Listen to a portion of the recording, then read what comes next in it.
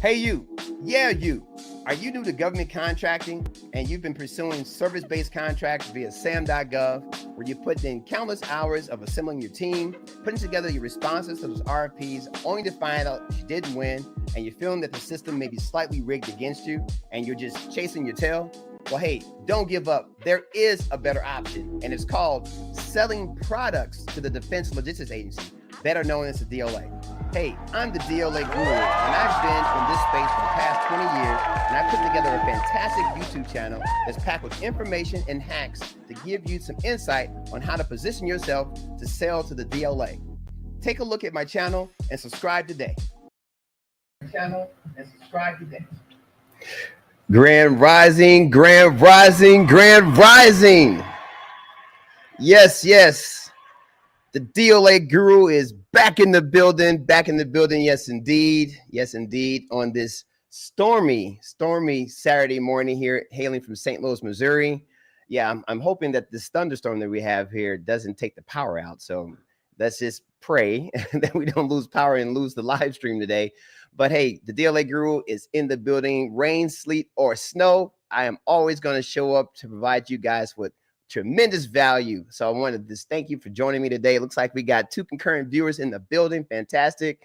I got a fantastic presentation for you guys today. Today I have a special guest, as you guys can saw from the thumbnail as well as the title.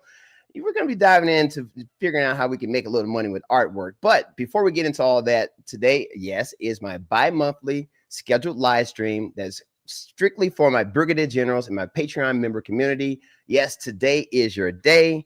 You guys get to cam up and mic up with yours truly, the DLA guru, to talk anything and everything related to the DLA. We're going to be talking about DLA national stock numbers. We're talking about DLA vendor development, and basically anything that keeps you up at night. The sky's the limit. Everything's above board, and it's strictly for my brigadier generals and my Patreon member community. So you guys know where to find me.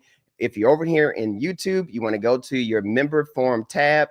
There is a link that's just for your eyes and your mouse clicks only that'll bring you over here into my waiting room and StreamYard, as well as my Patreon member community. You guys know where to find me as well. You'll find your link that'll get you over here into the StreamYard. So once we get a quorum of maybe 2 or 3 brigadier generals and Patreon members in my StreamYard waiting room, then they'll be my key to go closed circuit to talk anything and everything related to the DLA. But before we get into that, just for my general audience, my subscribers that are out there, yes, I think we just recently broke about 3,200 subscribers. Let me give another round of applause for that. That's fantastic. You guys are hitting that subscribe button and you're getting in with the DLA guru and see what we're cooking over here in these YouTube streets. But yes, today is that day. As you guys know, I get so excited about all this content, all this value that I'm bringing out there and putting out there on the street for you guys to both empower and inspire you for success with the DLA as well as government contracting. So welcome to my channel. Welcome. So let's go ahead and dive in. You guys are like, okay, DLA guru, that's pretty cool. That's cool. We're interested in seeing what you got cooking today. Yes. So as you guys know, in my last live stream, I talked about launching a podcast, and today is episode 2 of my 3 Pillars podcast. My idea is just, I want to expand the conversation around making money, not only with the DLA, but through government contracting and other lanes of making money, because again, you got to be diversified. The DLA is a great customer, but you want to find other ways that you can get involved and have multiple revenue streams coming in to support you as you grow your businesses, right? And so that's what this 3 Pillars, the 3 Pillars podcast will be all about. I got a whole list of different guests that I plan to bring on to basically empower and inspire you, for you guys to just say, hey, you know, I didn't think about that, so just kind of stimulating some thoughts. And today's topic, we're going to be focusing in on how you can make money with art. The world of art. It's a world that I don't know a whole heck of a lot about, but my special guest today knows a lot. He lives and breathes art. And so we're going to be talking to him one-on-one in today's live stream. So I highly recommend that you guys stick around as we get through this. But I do have a couple of things that I like to talk about, as it relates to just my DLA winners that are out there. And for my brigadier generals and Patreon members, you guys know me. But if you are not a Patreon member or a DLA for my brigadier generals. If you're not part of my DLA vendor network as a brigadier general, today's closed circuit topic is going to be thinking outside of the box. It's all kind of building upon the whole 3 Pillars podcast kind of idea that I have, because yes, you want to think outside the box, because it can be a little frustrating with government contracting. You're bidding on all these contracts and you're not necessarily winning and you're trying to figure it out. And so being able to diversify that conversation, those thoughts might help to kind of give you that motivation to keep pushing forward. So this is what this is all about, thinking outside the box. As I mentioned, yes, diversification is the key. And the 3 Pillars podcast, if you guys missed the first episode, it's really all going to be about investing in diversifying your ideas as it relates to investing in the capital markets. You want to invest, well, the pillars. The first pillar, investing in the capital markets. Second pillar, investing in real estate. Real estate is very important. And also investing in starting a business, something that you're passionate about, something that you're motivated, ways that you can solve a problem in the marketplace. This is where you want to get involved. And this conversation is really going to be about what my life has really been about in these 3 areas. So hence the 3 Pillars podcast. All right. So as you guys can see on the thumbnail, as well as on the slide there, yes, we have a special guest, Mr. DeJaneiro Jones, and I'll do another introduction of him as I get through this particular presentation. So just bear with me. This is kind of a new kind of vein, a new way that I'm planning on bringing relevant content to you guys. So just bear with the DLA Guru as I kind of get through this. It takes a little. This is not easy to do this here in the YouTube streets, but I'll do the best I can. Now, as you guys know, if you don't know me, my name is Kiwi Hendricks. And again, if you're new to me, new to my content, I am the U.S. government sales manager with the National Material Supply Company. And we have been servicing the U.S. military through federal contracting by way of the DLA for the past 20 plus years. And we have, we kind of toot our horn that we've won thousands of contracts in my journey in supporting the DLA. And we have a host of about maybe 1,500 or so national stock numbers that we support the DLA with. And this is all through my journey. So I have skinned my knee, bumped my head enough to know what not to do in order to be successful with the DLA. So I've coined the name the DLA Guru for more reasons than one. But I want to welcome you guys to my YouTube channel, and just thank you for showing up and providing all the support that you provided to date. And my channel, as well as everything that I do from my training programs and everything is out there, is all about adding value to my DLA winners, DLA vendor network community.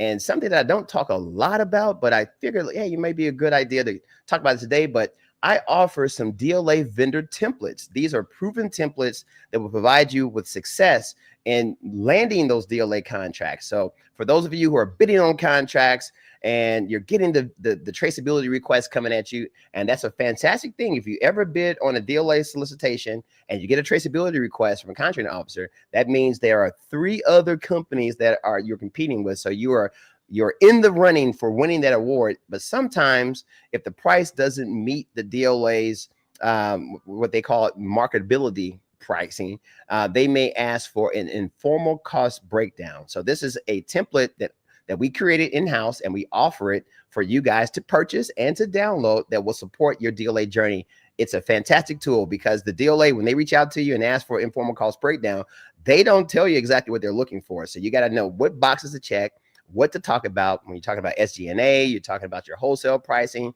your manufacturing costs, your overhead, your variable costs, all of that stuff, fixed costs and variable costs, that all goes into your informal cost breakdown. So for those of you who may not know exactly how to do that, this informal cost breakdown vendor template is right for you.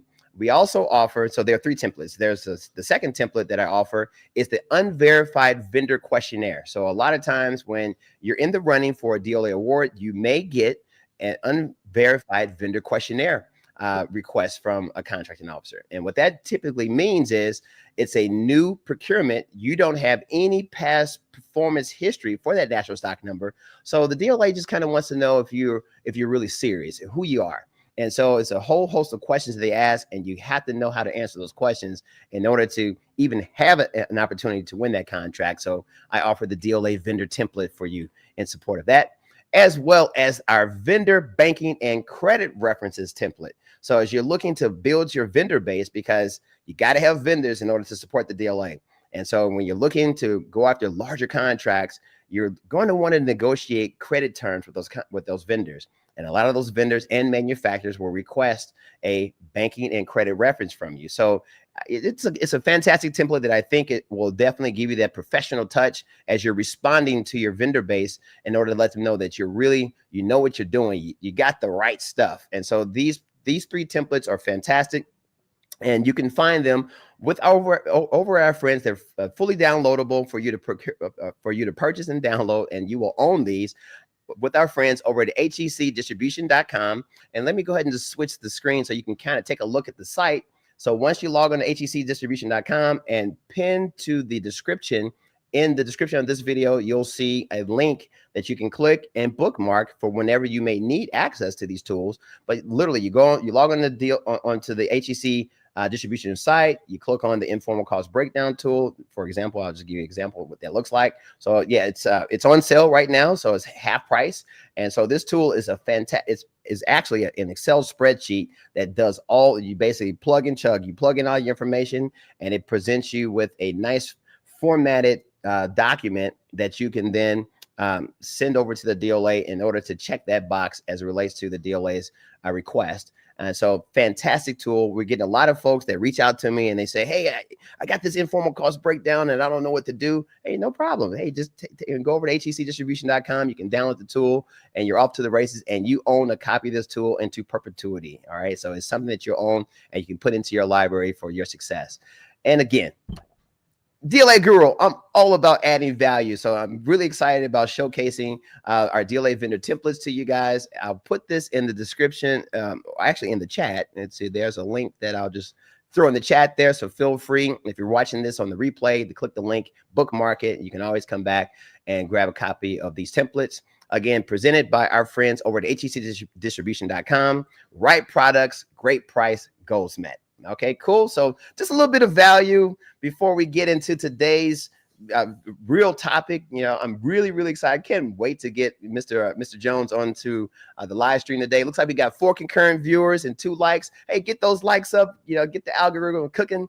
And if you guys have any questions as it relates to DLA or anything you're going through or anything related to today's conversation, feel free to drop your comment in the chat, because as we go through our presentation today and our interview, I should say, with Mr. Jones, we'll be able to field any questions. And in order to send a question in the chat, you have to be a subscriber to the channel. So feel free to hit the subscribe button. Doesn't cost you anything. It means a ton to me. And we'll be able to field your questions as we go on. So without any further ado, I'm going to add to the stage Mr. DeJaneiro Jones to the stage. Hey, how you doing there, Mr. Jones? Let me give you a round of applause. Good morning, my brother. How you doing, Kiwi? Man, how you feeling in this? Yeah, I'm doing pretty good, man. You know, in this rainy day, this looks like the skies have gotten a little darker over here now. Yeah, can you hear me? Coming down very bad here downtown. Yeah, so we might have a little bit of some streaming issues because of the rain. Okay, no problem, DJ, no problem. Yeah, so thanks again for spending a little time with yours truly, the DLA Guru, and my audience. Looks like we have 5 viewers in the building, and I think folks are kind of interested in figuring out how in the world can we make money with art, and how do you parlay art into government contracting. All right, so I got a few questions for you, DJ, to kind of get the conversation going. First question would be, provide the audience with a little bit of introduction of who you are. Kind of describe to us what your art journey has been about. Of all the different things that you could have, different paths that you could have taken as far as a career, why did you choose art to be your path? Well, you know, thanks for your question. I'm a lifelong citizen born at Homer G. Phillips here in St. Louis. I'm a self-taught artist. I've been painting roughly 20 years now. I started off in 2005, right when Katrina hit. And art for me has always been a therapeutic thing. I've been buying and selling art since I was 18. And I've been painting, you know, 20 years now. And it's been a hell of a journey. Man, that's a long. Yeah, that's a long time to Yeah. paint, man. Yeah. So do you have like a formal background in painting? Like, did you go to school for it, or how did you get involved? I have no formal training. I used to own a clothing store, and I kind of got tired of people coming to the store and not buying anything. So I said, I might as well do something while I'm here, you know. So I started what I call meddling, and people started supporting what I was doing, man. And here I am now, you know. So I think art chose me rather All than right. me What choosing type to of art? choosing art. Yeah. What type of what would you say is the type of art that you produce? What would be the So, classification of it? my lane is abstraction, and but I'm also a collector. So I was a collection is works for me because I've run across a lot of different objects and stuff going to estate sales and dealing with auction houses. So I'm able to source a lot of my objects in my artwork into my paintings that I get from these sales and whatnot. So I never know what I'm going to create when I'm making art. Okay. Yeah. And believe it or not, man, I have some of your art that I'll show some of the viewers as we kind of go through today's conversation. Man, it's fantastic. I've seen a lot of your art. I've been to a lot of your galleries here in St. Louis, and I will say, man, it's pretty inspiring to see how you're able to have a blank canvas and that you're able to produce bodies of work that you've been able to produce. Yeah. Fantastic, man. What are some obstacles that you've experienced that have inspired your art journey in your career? Well, one is, having the financial wherewithal to buy supplies in order to create work.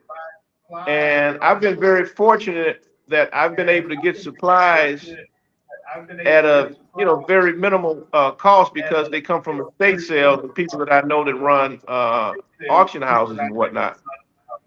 So a lot of my high quality of work is attributed to people being very kind to me in terms of giving me, very good supplies because it's so expensive, man. Golden and Liquid these are the top notch, painting manufacturers.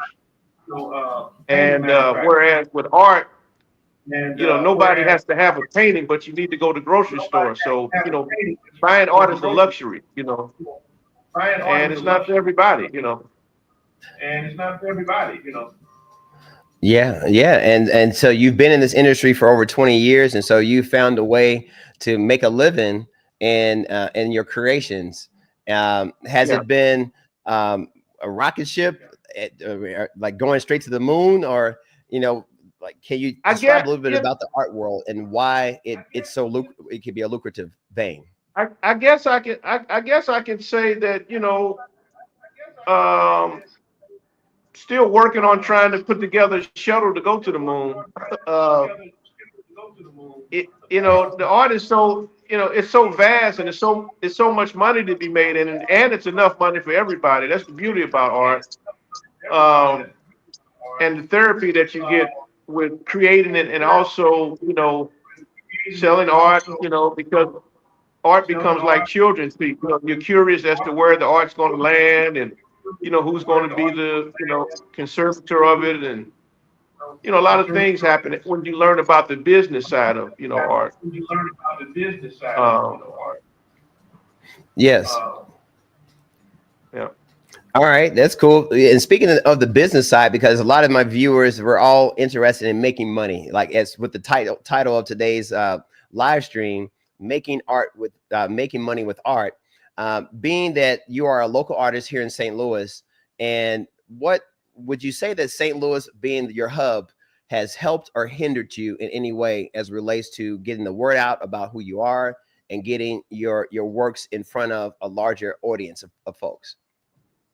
Well, that's a great question because I've been able to see, both sides of the spectrum now that I'm affiliated with a arts organization that's been going on since roughly the late 1800s, and it's called the St. Louis Artists Guild.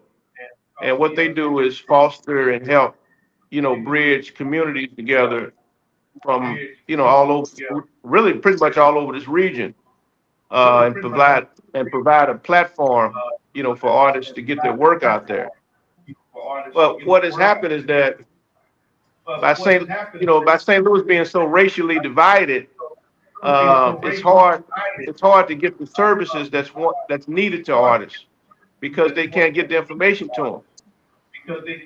And so St. Louis is a great place, to make art because of the cost of living. But in terms of the support level, I would give it a C minus.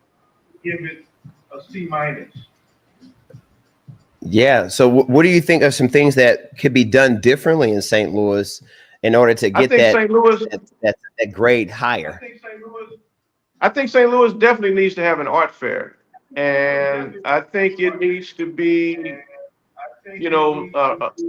I think it needs to be in places, like public parks and whatnot. Great deal of public parks. And Forest Park is, our #1 jewel here, but it's not marketed, it's not marketed right. We're larger than Central Park. They spend $1 million a year keeping it beautified. And so many other things, that go on, in St. Louis that really gets, unnoticed. Yeah, and I mean, I would probably, I could definitely support that because I don't know, art isn't really marketed here in St. Louis. Me personally, I don't own art for the most part. It's not really an education for a lot of us that are here in St. Louis, so. Well, it's a conversation that the city government. It's a conversation that we've been really left out of, and the only way we really, know about, art is, maybe somebody might pass in the family and they say, I'm going to keep this, and it gets passed down. But for the most part, I tell you a hell of a story that happened. About 20 years ago, Catherine Dunham, a well-renowned dancer, anthropologist from East St. Louis, who ended up moving to Haiti and developed these dance techniques. But when she died, her home had this one artist named Gertrude Abercrombie. Okay, her work is selling for millions of dollars. So the board, some of the board members had sold, I think she probably had maybe about 6 Gertrude Abercrombies in her collection. Kiwi, I think they sold all 6 of those pieces of artwork for under $8,000. Wow! And those paintings are worth millions. They're worth millions because of Gertrude Abercrombie, but also they're worth millions because they were owned by Catherine Dunham. That's called provenance. But we don't know these technical things. Oh, yeah. So it's like it's for those who know. So the value of art. And so they're basically getting the art for. Yeah, the value of art. The value of art can go either way. You can make money off who it's owned by or who it's created by. Yeah. Yeah. And so, and again, just trying to figure out ways that potential artists that maybe people who are into art or artists that may be their lane, and trying to figure out how they can get a larger audience, especially with government contracting. My channel is all about government contracting. So I'm always looking for ways that you can find a lane because the government buys everything, and so folks that know how to get it done, they get it done, And so have you had any experience in the government contracting arena as it relates to state, local, or even federal contract opportunities? Well, I've had an opportunity to work with Washington University. I did a mural along with 6 other artists at WashU that got defaced in 2019 during COVID. And it was pretty much. I remember you were telling me a little bit about this. Yeah, it was a big deal, man. It was a big deal,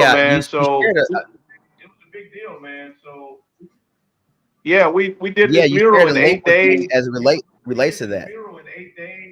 Mm-hmm. So we did this mural in 8 days, you know, right at the Yeah, height and of so COVID. all right, yeah, I think we got a little bit of a delay in I think with the rain coming, Yeah, I it's can hear storming it real hitting bad. the window sill out there. Yeah, so but hey, you sent this link to me, and this is, if you can talk a little bit about this particular website, and for those of you who are watching this on the replay, in the description of this particular video stream, you'll see the link to the site that you can click on as well. But yeah, it looks like that's you. Was this at the on site at WashU? Yeah, that's me along with another artist, Roland Burrow. And so that picture was taken by Nicholas Coulter, one of the other artists that we collaborated with. And that was Okay. doing All right. Yeah, when we and I worked kind on of the mural. when you worked on the mural. All right, and here's some Yeah. examples of some of your art that's in this article as well. So this is the piece that Can you got talk a me little bit involved about? into. No, go ahead. I'm Go ahead. sorry. No, I said this orange one that No, you're no, I looking was at. saying.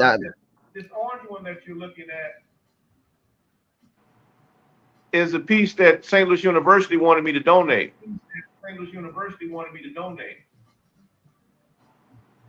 And I declined. All right.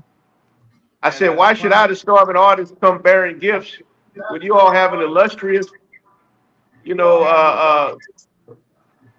alumni? Let them buy it for me and let them donate it. Exactly. Facts, man.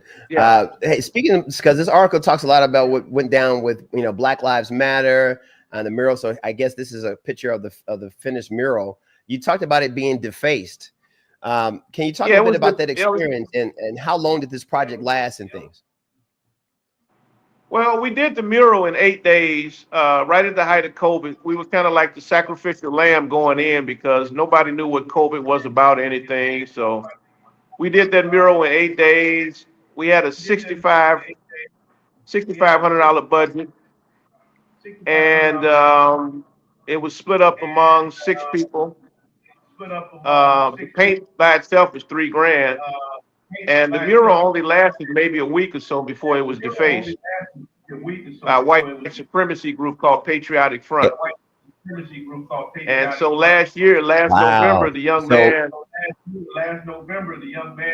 and the final verdict on him defacing the Kiwi was that he got a 2-year probation, and he had to pay an $8,000 restitution back to Washington University. Wow. And so what's the fallout because of this? Well, how did the WashU fallout handle is it? that WashU didn't. They said that, basically, we're sorry this happened to you guys. We paid you for your service. Best of luck, exit stage left.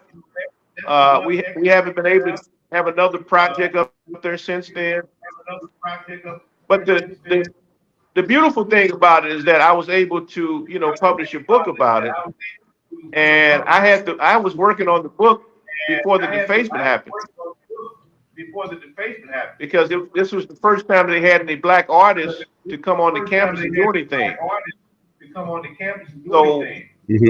the images that were defaced one was John Lewis, who had just spoken at WashU a year before we added him to the mural. Then we had George Pogue, first African American to get Olympic medal, happened on the campus of WashU. The first Olympics to happen in the United States happened on the campus of Washington University in 1904. And thirdly, we had Chadwick Boseman, painted by Brock Field, that was defaced. Black Panther was a big deal during COVID. And so he passed while we were working on the mural. So Brock thought it would be a good idea to, put him on. And Danny McGinnis painted George Pogue, and he also painted John Lewis. Wow. All right. And so your book that you wrote, it kind of showcases that journey and provides more imagery for us. Yeah, the book is it's a pictorial book of what we were doing before the mural got defaced. And so I'm hoping Okay. to, get some more published and get them out to the masses. All right. And looks like the name of the book is the It's I didn't called see The the name Never of the book Ending there. Story. Okay. All right. Yeah. So for those of you who may be interested in learning a little bit more about DJ's journey as it relates to art and this particular incident and the book, in the description of this video, there's also DJ's contact information. So you'll see his email address as well as links to some of his wares and how you can get in contact with DJ to learn a little bit more about his journey and how he was able to publish the book and things of the nature as well. Hey, DJ, looking at this website here, I see some more of your artwork that's showcased on here, man. These are some beautiful wares. And so, just how do you get inspired to do such a thing? Because I'm not an artist at all, man. So can you speak Well, it's about a it's a your due process for inspiration? yeah, it's a myriad of things. One, us artists, we're really just documenting what's around us, and just trying to get you to slow down just for a little while and take in. And artists, we all pull from one another. So, I chose abstraction because it's a language. It's a language that anybody could understand. You might resonate with the different colors. Somebody may see an object in my work and just say, "This reminds me of my grandmother. This reminds me of my uncle." So you never know what art does to a person. A good reaction or a bad reaction Yeah. is good. Yeah, man, that's pretty cool. And also, DJ, I noticed that you sent another link about a gallery that your art is currently showcased here in St. Louis. So Can you speak a little bit about the site? I'm represented by a couple galleries here in St. Louis. One is McCowan Burr, based in Webster Groves. They're the oldest gallery west of the Mississippi, founded in 1841. And then we have the Brand Stand in Clayton that just recently opened 2 months ago on Merrimack, 222 South Merrimack. All right, man. These are Yeah, beautiful pieces, DJ. By the way, beautiful. Fantastic. yeah, Yeah. So thank for you. those viewers that are out there, it looks like we got 3 concurrent viewers in the building. If you guys are interested in just learn a little bit more about DJ, Dejanero Jones, he goes by DJ as his nickname. Yeah, Um, yeah, you can find the links to these websites in the description of this video as well. yeah, All right. Well, fantastic, DJ. So you mentioned that you yeah. hadn't really done a whole lot with like looking at the aspects of government contracting, and a lot of folks that are in the the GovCon space are always looking for ways that the federal, like, what is the federal government buying? Because the federal government buys every single thing. And I remember having another conversation with you offline where you were like, "Man, I wasn't really aware of that." And this is what the DLA Guru does, man. I decided to do a little research, and I found out that the government does have contracting vehicles that are available for folks to buy art. And I thought it was pretty cool to kind of showcase this. Looks like we may have lost DJ there, but for those of you that are out there, part of the Three Pillars podcast is kind of bridging the gap between these fantastic conversations and how there could be some value add and inspiring you for making money in those particular lanes. So this is from a investing in a business, then looking to the federal government to see if they buy art. So the biggest question is, are there government contracts for art? And the answer is yes. Short answer, yes. There are government contracts that are available for art. The NAICS code that you guys, if you're interested in finding ways to get involved in the art world and finding federal opportunities as well as state and local, But from the federal perspective, your NAICS code that I highly recommend you guys bookmark is 541410. As you see on screen, it's for interior design services. And I kind of thought to myself, from my research, the government doesn't buy, let's say, they don't commission direct like oil on canvas type art, but they have contracting vehicles where they may be working with interior design companies, where you as an artist can reach out to some of the interior design companies to say, hey, we'd like to be a vendor for your consideration if you're going after federal contracts. There is one active IDIQ contract that you can find on sam.gov. The GSA has an art and architecture program.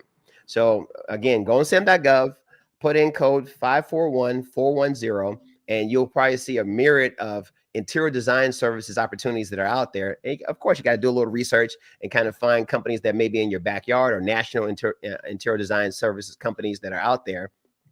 And if you guys want to kind of continue the discussion, if you have any questions as relates to art, again, DJ is Dejanero Jones. His email is in the description of this particular live stream. Feel free to shoot DJ a question.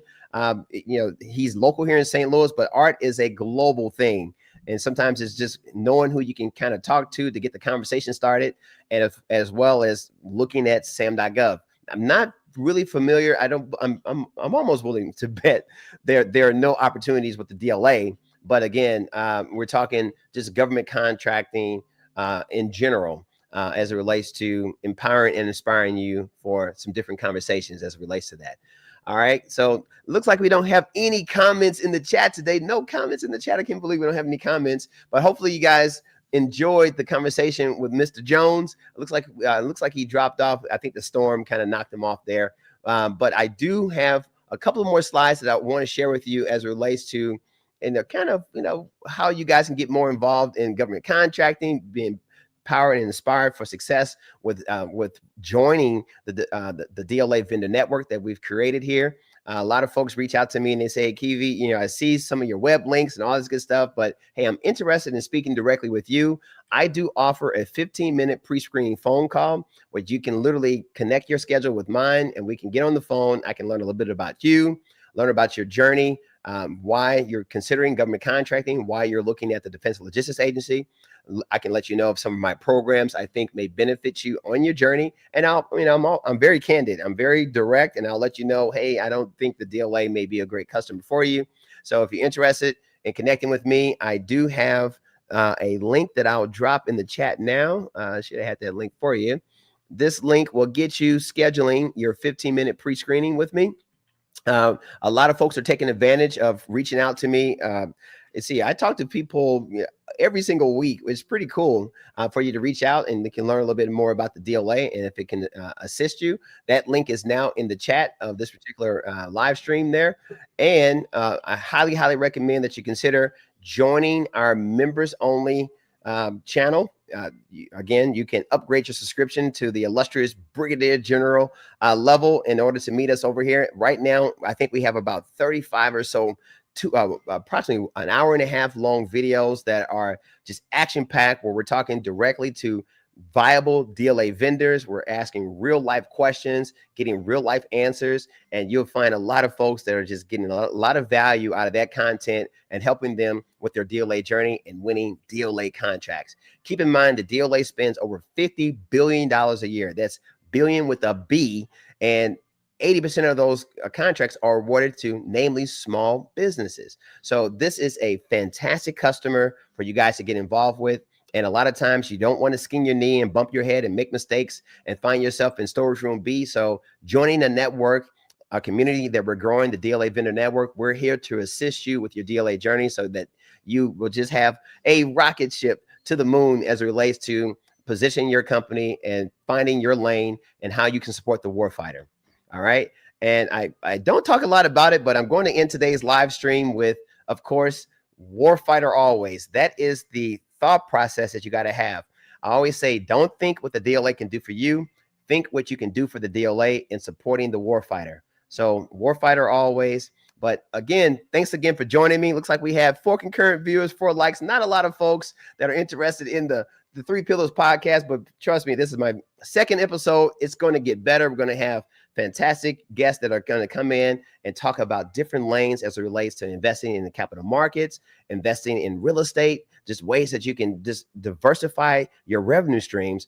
And lastly, we're going to be talking about starting businesses, because there are a lot of folks that have 9-to-5s. They want to get out of it. The economy is so shaky. There's a lot of uncertainty in the markets today, and just in surviving. The cost of everything is going up. So the best way that you can hedge that bet and just to kind of level the playing field is to start a business in something that you're passionate about, because there are lanes.